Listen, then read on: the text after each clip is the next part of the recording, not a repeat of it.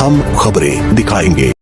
मध्य प्रदेश में भूमाफियाओं पर नकेल कसने के इरादे से प्रदेश की बागडोर पुनः संभालने के बाद सीएम शिवराज सिंह चौहान के द्वारा भले ही भूमाफियाओं के खिलाफ प्रभावी कार्रवाई कर प्रशासनिक अमले को इनके कब्जे वाली शासकीय भूमि को मुक्त कराने के निर्देश जारी किए गए हों, पर जारी निर्देशों का शुरुआती दौर में कुछ हद तक मैदानी स्तर पर प्रशासनिक अमले ने पालन करने के बाद इस मामले से किनारा कर लिया, जिसके चलते एक बार फिर भूमाफियाओं के हौसले बुलंद हैं और वह पुनः सक्रिय होकर धड़ल्ले से अवैध रूप से शासकीय जमीन पर कब्जा करते दिखाई दे रहे हैं। आजकल अपन खतरनाक मूड में हैं। गड़बड़ करने वालों को छोड़ेंगे फोड़ेंगे नहीं, फार्म में है मामा अभी। और तो एक तरफ माफियाओं के खिलाफ अभियान चल रहा है,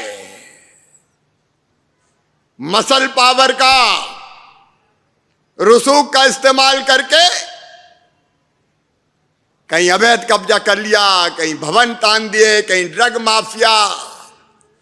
सुन लो रे, मध्य प्रदेश छोड़ देना नहीं, जमीन में गाड़ दूंगा 10 फीट, पता नहीं चलेगा कहीं भी। जमीन पर कब्जा करते दिखाई दे रहे हैं, जहां शिकायत के बाद भी मामले में प्रशासन के जिम्मेदार द्वारा इनके खिलाफ कोई कार्रवाई नहीं किए जाने से बेशकीमती शासकीय जमीन को प्रशासनिक सांठगांठ के चलते भूमाफिया सौदा कर जमकर चांदी काट मलाई का स्वाद चख रहे हैं।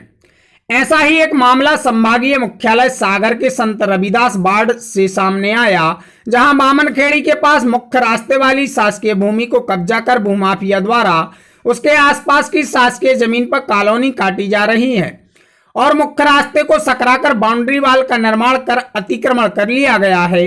इस मामले में क्षेत्रीय पार्षद खुलकर आरोप लगा रहे हैं कि यहां कतिपय लोगों के द्वारा कब्जा किया जा रहा है, जिसके संबंध में उन्होंने नगर निगम प्रशासन को भी सूचित किया, पर सूचना के बाद भी जिम्मेदार अमले के मौन होने से भूमाफियाओं के द्वारा इस क्षेत्र की बेशकीमती जमीन पर बेजा कब्जा कर अवैध निर्माण जारी है, जिसके कारण बामनखेड़ी के रहवासियों को भी खासी परेशानी उठानी पड़ रही है।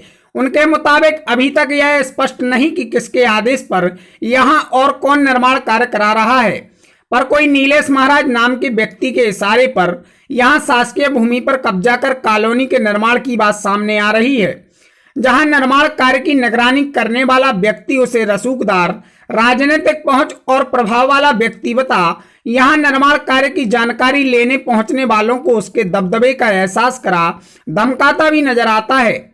साथ ही एक कतिपय फर्जी स्वयं को पत्रकार बताने वाला भी इस मामले में भूमाफिया को संरक्षण देते हुए अवैध निर्माण कार्य पर पर्दा डालने में मदद कर रहा है।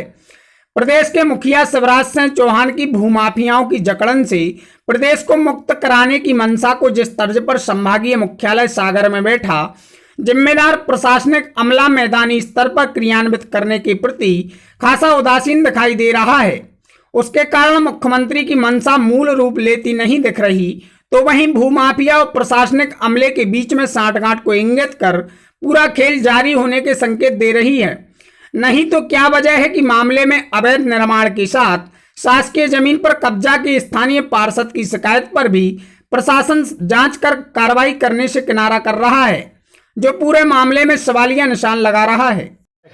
भाई जब यहाँ पर ये बामनखेड़ी के पास में जो प्लाटिंग हो रही है अवैध रूप से, इस बारे में आपका क्या कहना है? और बामनखेड़ी मेरे वार्ड में लगता है। एक्चुअली मुझे यही नहीं पता कि आखिर कौन आने यहाँ प्लाटिंग कर रहा है।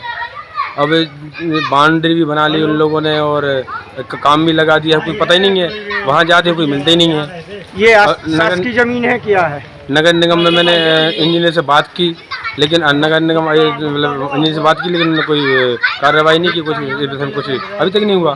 तो ये जगह किसकी, नगर निगम की है कि कुछ उसमें सरकारी जगह भी दबी हुई है, सरकारी जगह भी उन्होंने दबा ली है। ये कौन लोग हैं जो पता ही नहीं है, वो धनीधर महाराज हैं, उनके कोई परिवार के हैं। हम खबरें दिखाएंगे।